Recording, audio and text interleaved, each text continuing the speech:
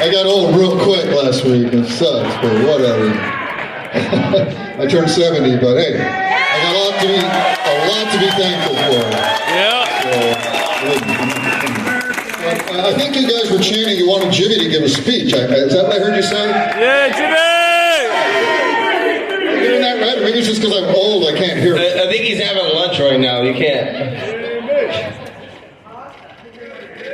See what? That's why you gotta buy the new album. He's eating his sticks. We're dying here. Take his shirt off! Jimmy has great stories. This whole thing? Jimmy and I have a lot of history. A lot of freaking history.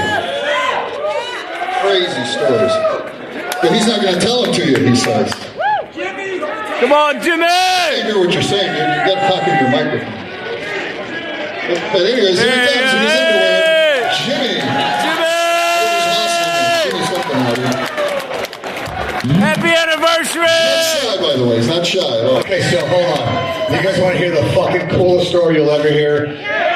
Okay, this is a true story. I'm literally not making this up. So in 1985, on the Sunset Strip, I'm about 14, 15 years old, and all the guys, all my friends, we all drive up. Our mom drops us off on the Sunset Strip, and we hang out, and we see all the rock stars and shit. Fucking Landis there, and Eddie Van Halen.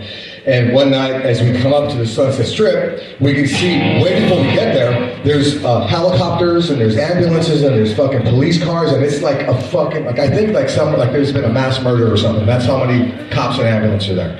And then so we're walking up to see what's happening. We're right by the Roxy, which is next to the Rainbow. And then we get to that, and we can't even move another step forward because there's so many people being pushed back, and there's cop cars here, and there's a cop car right here, and I look down, and there's George Lynch in the back of the cop car. Now, I'm a fan of Dawkins. I'm a fucking huge fan of George Lynch. And I look down and I go to my buddy, I go, there's George Lynch in the cop car. And he goes, and he looks down and George goes, let me out. And we opened the door and he ran out and ran up the hills behind the Sunset Strip right there. And he got away from the cops. I've been running ever since. Thanks to Jimmy Deanda, my savior. Thank you, Jimmy. And he's never let me forget that I owe him my entire existence of freedom due to his one act of saving my ass back in, when the hell was that, 1980? 1980! God damn.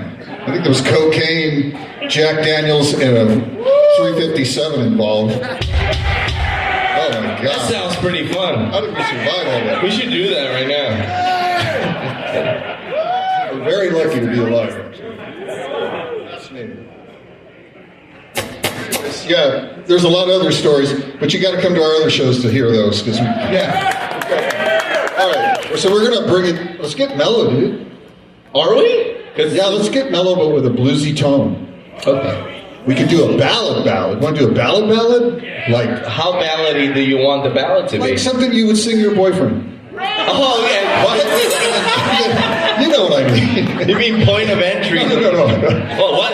We could do something like this. I just wrote this, but Okay. check this out. It's a song I'm thinking about writing right now. It's for our new record. Okay, ready?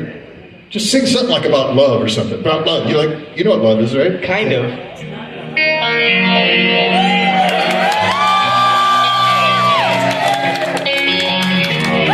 Get emotional, dude.